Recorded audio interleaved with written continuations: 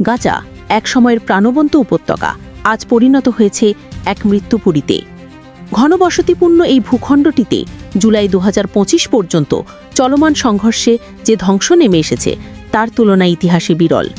বিস্ফোরণ, রক্তপাত আর ধ্বংসের মাঝে হারিয়ে গেছে হাজারো স্বপ্ন, শেষ হয়ে গেছে লক্ষাধিক জীবনের গতি। জাতিসংঘ ও মানবিক সংস্থাগুলোর তথ্য বলছে গাজার প্রায় ৭০% অবকাঠামো ধ্বংস হয়েছে। ধ্বংসাবশেষে চাপা পড়েছে স্কুল, হাসপাতাল, শিশুদের খেলার মাঠ, ঘরবাড়ি, এমনকি উপাসনালয়ও। একটিমাত্র Catholic church, holy family church, যেখানে শত শত মানুষ আশ্রয় নিয়েছিল, সেখানেও বোমার আঘাতে নিহত হয়েছে নারী, শিশু, বৃদ্ধ। এদিকে নিহতের সংখ্যা ছাড়িয়েছে ৫৮,০০০-এর ঘর। শুধু শিশু মৃত্যুর পরিসংখ্যানই ১৭,০০০ পার করেছে। আহতদের সংখ্যাও লাফিয়ে উঠেছে ১,৪০,০০০-এ, যাদের অনেকেই চিকিৎসার সুযোগ না পেয়ে প্রতিদিন অসহায়ভাবে প্রাণ হারাচ্ছেন। খাবার নেই, পানি নেই, বিদ্যুৎ নেই, চিকিৎসা নেই। চারদিকে শুধু মৃত্যু, কান্না আর ধোঁয়া। ধূলিময় বাতাসে আর্তনাদের প্রতিধ্বনি। আমরা আর কত সহ্য করব? প্রতিটি মা আজ শোকাহত, প্রতিটি শিশু বিভ্রান্ত, প্রতিটি বৃদ্ধ অসহায়।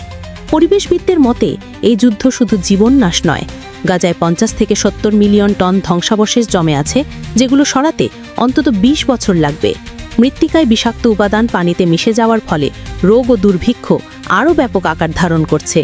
এই মুহূর্তে গাজা শুধু একটি ভৌগোলিক অঞ্চল নয়, এটি এক দীর্ঘশ্বাস, এক থেমে যাওয়া হৃদস্পন্দন, এক ধ্বংসপ্রাপ্ত আশার নাম। পরবর্তী আপডেট নিউজ পেতে আমাদের চ্যানেলটিকে সাবস্ক্রাইব করে পাশে থাকুন। সত্যি কথা বলতে ইসরায়েলের এই আগ্রাসন বন্ধ করা সম্ভব যদি আরব বিশ্বের সকল নেতারা একত্রিত হয়ে এই আগ্রাসনের প্রতিবাদ করে, তাহলেই এই আগ্রাসন বন্ধ করা সম্ভব। আপনারা দেখতে পারবেন যে ইরান এই আগ্রাসনের প্রতিবাদ করেছিল, কিন্তু ইরান ছিল একা। ইরান একা থাকার কারণে এই আগ্রাসন সম্পূর্ণ বন্ধ করা সম্ভব হয়নি।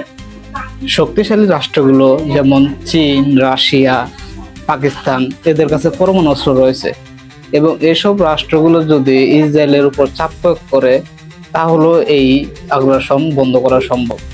গাজার আকাশ আর শুধু ধোঁয়ায় ভরা নয়, তা যেন মানবতার অপমানের একটি প্রতিচ্ছবি।